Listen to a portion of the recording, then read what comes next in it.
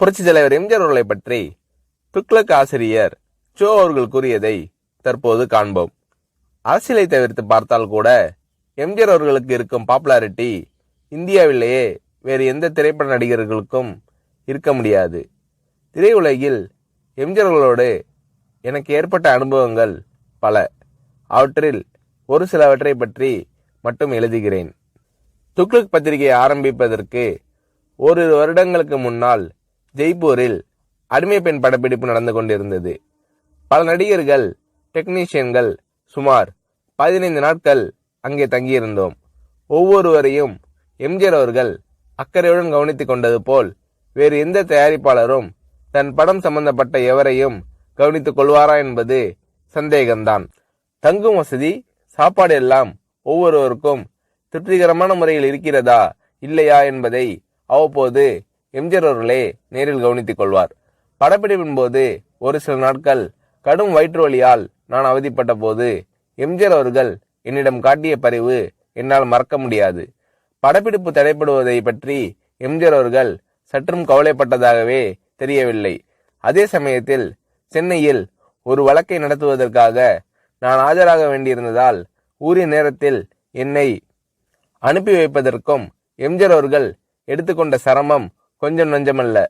எனக்கு வயிற்று வலி குணமான பிறகு கூட என்னை படப்பிடிப்பிற்கு அழைக்காமல் என் நண்பர்களை அழைத்து உண்மையிலேயே அவருக்கு குணமாகிவிட்டதா, இல்லை ஷூட்டிங் தாமதமாகிறது என்ற காரணத்திற்காக குணமாகிவிட்டது என்று கூறுகிறாரா என்று விசாரித்து கொண்டார் எம்ஜிஆர் அவர்கள்.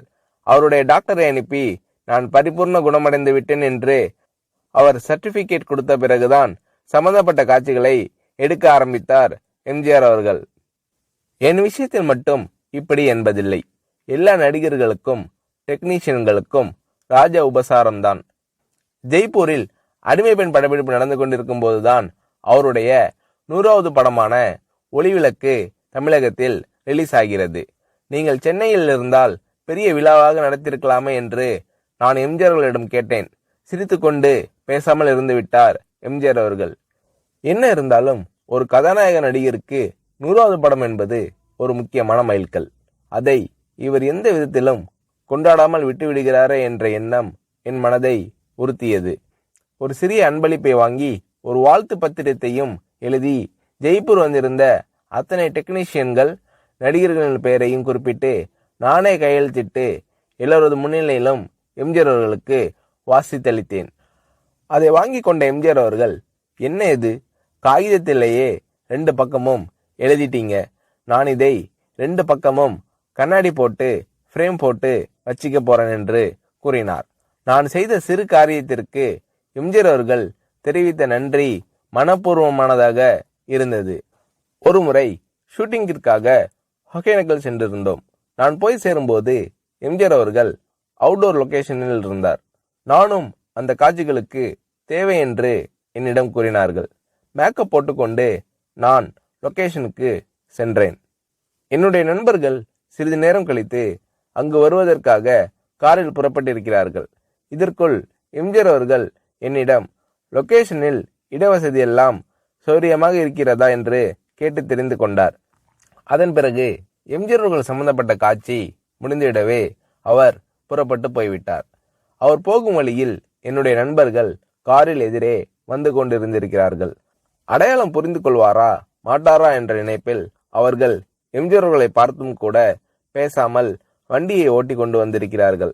வண்டி அவர்களை கடந்து சில அடிகள் சென்ற பிறகு எம்ஜிஆர் அவர்கள் தனது வண்டியை நிறுத்த சொல்லி அவர்களுக்கு செய்கை காட்டி நிறுத்தி தன் வண்டியை பின்னோக்கி ஓட்ட செய்து இறங்கி வந்து எனது நண்பர்களை அழைத்திருக்கிறார். நீங்கள் எல்லாம் சோவின் நண்பர்கள் தானே, இடவசதி எப்படி இருக்கிறது, உங்களுக்கு போதுமா?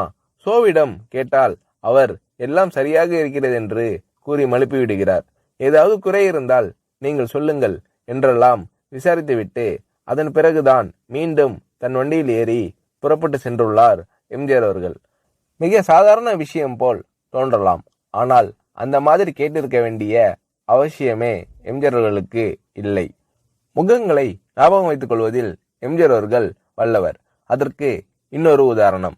எம்ஜிஆர் அவர்களுடன் சத்யா ஸ்டுடியோவில் ஷூட்டிங்கில் கலந்து கொண்டிருந்தேன். என்னுடைய நண்பர் நீலு சில ஆண்டுகள் கல்கட்டாவில் தங்கிய பிறகு அன்றுதான் சென்னைக்கு திரும்பினார்.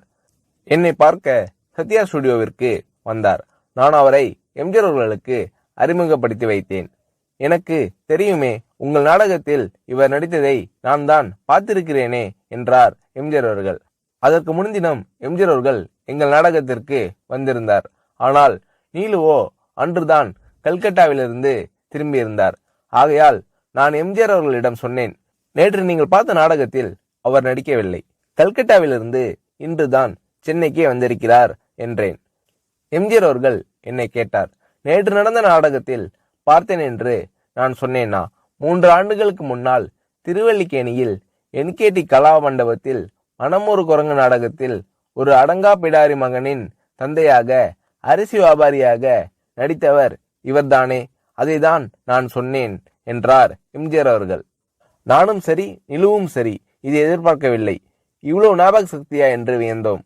சினிமா நாடகங்கள், பொது நிகழ்ச்சிகள் என்று பல இடங்களில் பலரை சந்திக்கும் இந்த மனிதருக்கு இவ்வளவு கரெக்டா ஒரு முகத்தை ஞாபகத்தில் வைத்துக் கொள்ள முடிகிறதா என்று ஆச்சரியப்பட்டு போனோம். திரையுலகில் எம்ஜிஆர் அவர்களிடம் நான் கண்ட வேறொரு சிறப்பு, சினிமா டெக்னிக்குகளை அவர் கரைத்து குடித்திருந்த விதம். ஒரு நல்ல டைரக்டருக்கு வேண்டிய எல்லா தகுதிகளும் உடையவர் எம்ஜிஆர் அவர்கள் என்பதில் சந்தேகமே வேண்டாம். சண்டை காட்சிகளை படமாக்குவதில் வல்லவர் எம்ஜிஆர் அவர்கள் என்று கேள்விப்பட்டிருக்கிறேன். சில சமயங்களில் டைரக்ஷன் எம்ஜிஆர் என்று விளம்பரப்படுத்தப்படும் படங்களை பற்றி சிலர் வேறு யாரையாவது டைரக்ட் செய்ய சொல்லிவிட்டு அவர் தன் பெயரை போட்டுக் கொண்டிருப்பார் என்று கூற நான் கேள்விப்பட்டிருக்கிறேன். இது வெறும் பிதற்றல். இன்னும் சொல்ல போனால் பல சமயங்களில் எம்ஜிஆர் அவர்கள் படங்கள் வேறு டைரக்டரின் பெயரில் வெளிவரும்போது கூட அவற்றிலும் பல காட்சிகளை எம்ஜிஆர் அவர்களே டைரக்ட் செய்திருப்பார். இதுதான் உண்மை. எம்ஜிஆர் அவர்கள் செய்துள்ள தான தர்மங்கள் ஏராளம் என்பது எல்லோருக்கும் தெரியும். தவிர எந்தவிதமான விளம்பரமும் இல்லாமல் எம்ஜிஆர் அவர்கள் செய்துள்ள உதவிகளும் அநேகம் உண்டு. உதவி பெற்றோர்கள் கூட என்னிடம் கூறியிருக்கிறார்கள். மிகவும் தேவையான சமயத்தில் செய்யப்படும் உதவி போன்ற நல்ல காரியம் வேறு எதுவும் இல்லை. இந்த மாதிரி நல்ல காரியங்களை எம்ஜிஆர் அவர்கள் செய்திருக்கிறார் என்பது மறுக்க முடியாத உண்மை. ஒரு நடிகர் ஒரு முறை என்னிடம் கூறினார், வீட்டுல ஒல வச்சுட்டு சோறு பொங்குற நம்பிக்கையோட ஒருத்தர் வீட்டுல போய் நிக்க முடியும்னா அது எம்ஜிஆர் தான், வேறு யாரும் கிடையாது. இந்த மாதிரி மனப்பூர்வமான சர்டிபிகேட் வேறு எத்தனை பேருக்கு கிடைக்கும் என்று புரட்சி தலைவர் எம்ஜிஆர் அவர்களை பற்றி சோ அவர்கள் கூறுகிறார்.